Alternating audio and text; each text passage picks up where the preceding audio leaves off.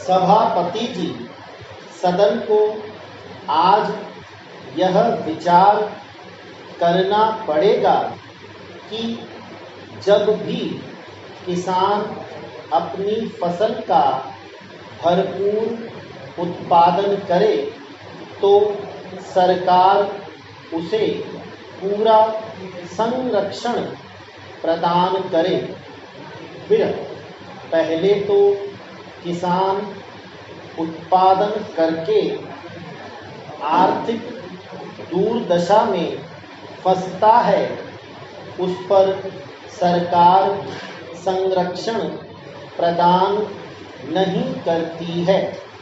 फिर दुनिया के हर देश में चाहे माल समुद्र में फेंक दिया जाए, किसान का आर्थिक शोषण वहाँ सहन नहीं किया जाता है, लेकिन यहाँ अधिक पैदा करने पर उसकी आर्थिक दुर्दशा हो जाती है।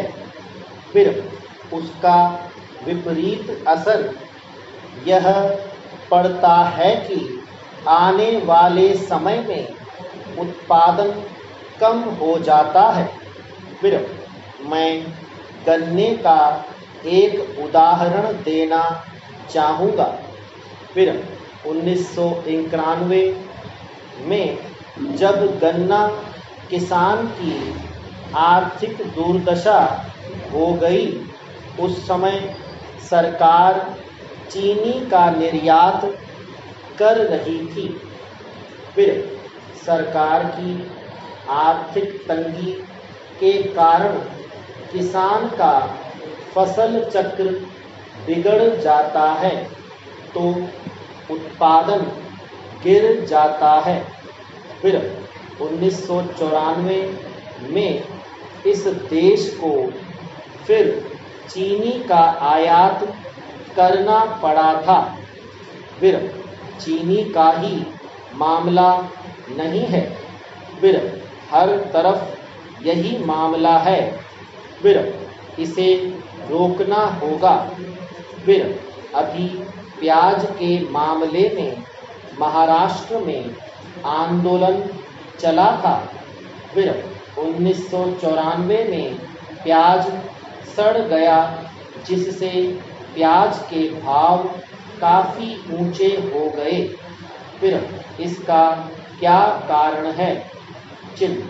जिस वर्ष किसान अपनी फसल का बहुत अधिक उत्पादन करता है, उस साल अगर सरकार उसका संरक्षण कर उसका आर्थिक शोषण रोक दे तो यह देश कहीं का कहीं चला जाएगा।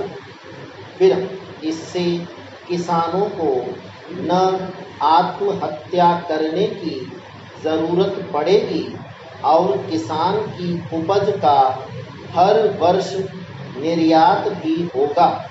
फिर देश की अर्थव्यवस्था को किसान ही बदल सकता है। फिर क्या राज्य सरकारें पहले टैक्स नहीं लेती थीं? आज हर राज्य के बॉर्डर पर प्रतिबंध लगे हुए हैं। फिर अगले वर्ष तक सार्क देशों से 1500 वस्तुएं देश में आने के लिए सभी पाबंदियां समाप्त की जाने वाली हैं, लेकिन हमारे यहाँ ऐसी पाबंदियां लगी हैं। कहीं मंडी परिषद के नाम पर, कहीं व्यापार कर के नाम पर कि किसान एक राज्य से दूसरे राज्य में अपनी उपज नहीं ले जा सकता। फिर माननीय कृषि मंत्री जी यहाँ बैठे हैं।